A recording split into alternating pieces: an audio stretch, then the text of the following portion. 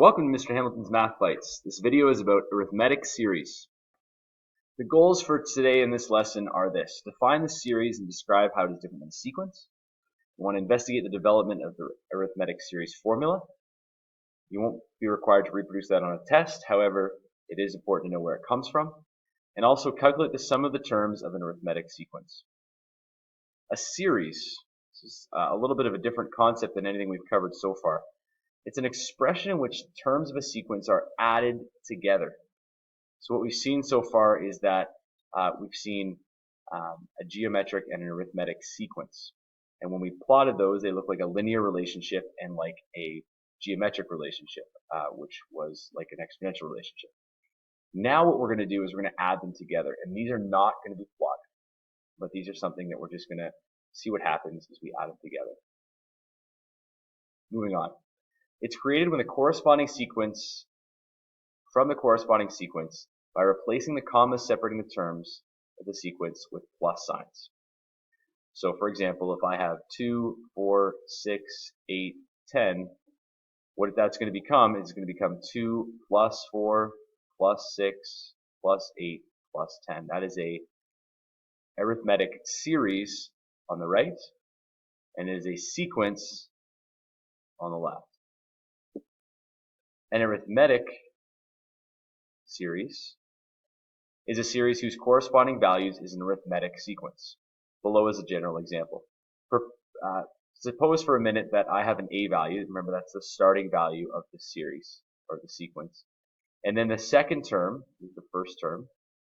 The second term is adding that common difference value. So if the a value is 5, it would be 5 plus 2. If the d value is 2. Now we're going to add twice the second difference to that, or twice the difference to that a value, and that's the third term. And the fourth term is 3 times that difference to the a value, etc. And the last term that we get is a plus n minus 1 times d. And we should know that from our lesson on arithmetic sequences. The sum of a series is a result obtained by evaluating the expression defining the series. I'm going to show you this using the Gauss method, or Gauss's method.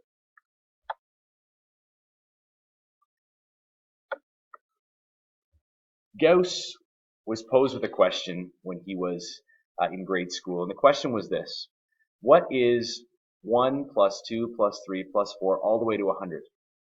And I guess this was designed to kill some time, because the teacher didn't have anything to do. But what happened was everyone started they didn't have calculators or anything, so they started writing all these numbers on the whiteboards or on their chalkboards and trying to figure this out. Gauss thought for a minute, and he looked back at the teacher and said, well, that's simply going to be 5,500. The teacher looked back and then spent 5 minutes trying to figure it out. She said, Gauss, you're right. How in the world did you do it? Well, this is how we did it, and this is the general form of how this works. I'm first going to show you the method that Gauss would have used using the numbers 1 to 100, and then I'm going to show you it with these letters. Here's what he did.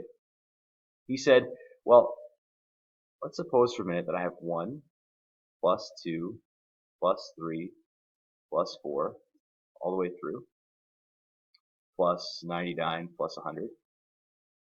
And then he said, well, what if I add those numbers backwards? 100 plus 99 plus 98 plus 97, then all the numbers in between, plus 2 plus 1.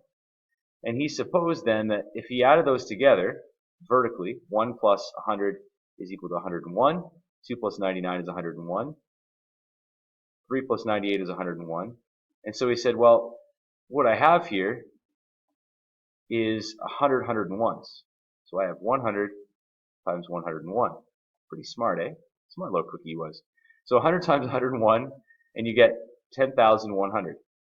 And I gave you the wrong answer a minute ago, because what you now have to do to that is, in order to figure out the sum of one of those, because that's the sum of 2, because we've added 2 series together, we now divide that by 2. So that means that the sum of 1 is 10,100 divided by 2, which isn't 5,500, it's 5,050. And there you go. That's the sum of all the numbers from 1 up to 100. Gauss was a very smart individual. And so in general, what we can do is we can add up each term, and this is going to work for whether it's 1, 2, 3, 4, 5 all the way to 100, or 194.2, whatever the series is. I'm going to add these up vertically. So I'm going to add these up first, then I'm going to add these up vertically, then I'm going to move on and add up these up vertically, etc. So we get a plus a, that's 2a, and then you're left with a plus n minus 1 times d. And then over here, a plus a, so you get a plus a is 2a, plus d plus n minus 2 times d. And what I'm going to do is I'm just going to write each part of this in brackets so we can separate the different terms. And then plus a plus 2d plus a plus, oh, this is actually, let me go back here for a second. I can do the a's really easily together first like I did previously. So a plus a is 2a. And then I'm left with 2d plus n minus 3 times d. And then the last term is going to be, again, 2a plus n minus 1 times d. Can't quite fit the d in there where my computer screen is writing. There's a d there at the end. And so if I go ahead and I put my d up there. If I go ahead and I simplify what's in each one of these square brackets, what I get, this is 2sn by the way, what I get is 2a plus, I'm going to multiply this out, so you're going to get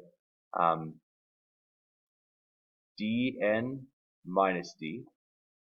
And then over here, I'm going to say this is 2a plus d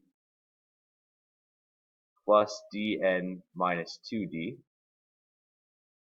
That's the second term.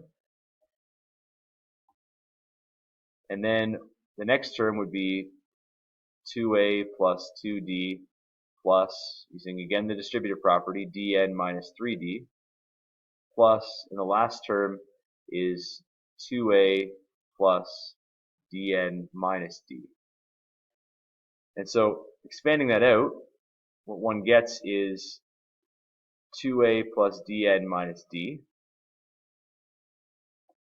And then this second term, you notice that we have a negative 2d here and a positive d here, so we can combine those terms.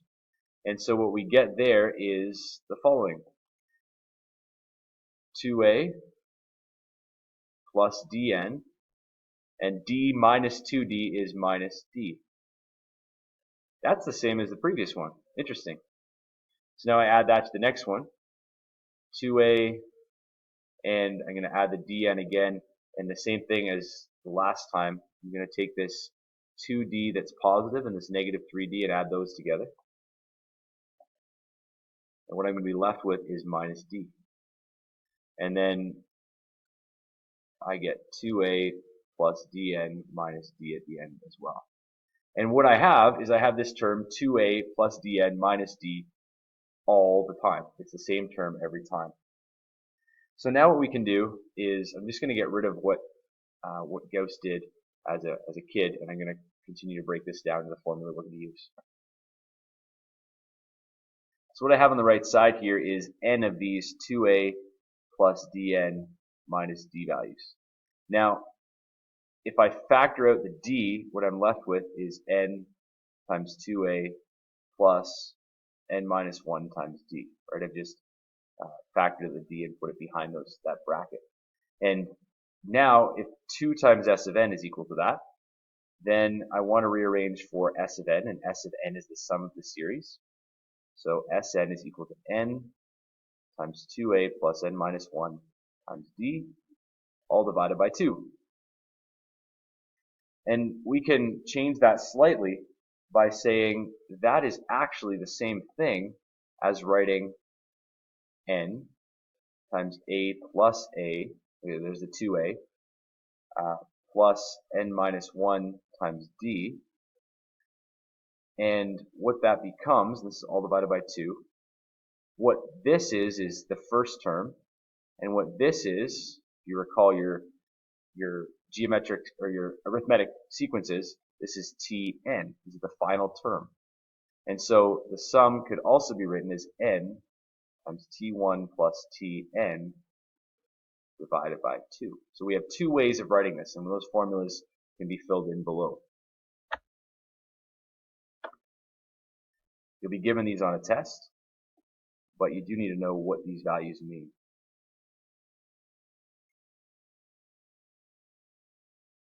This first one means 2 times the first term plus the number of terms minus 1 times the common difference.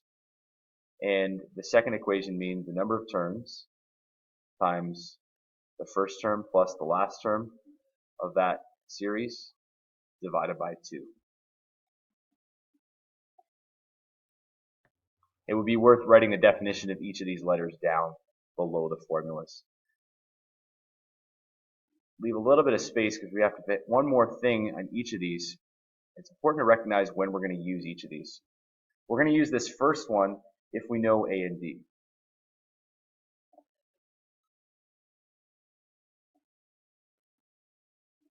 We're going to use this next one if we know the last term's value. We're almost always going to know the first term's value, so that's not an issue.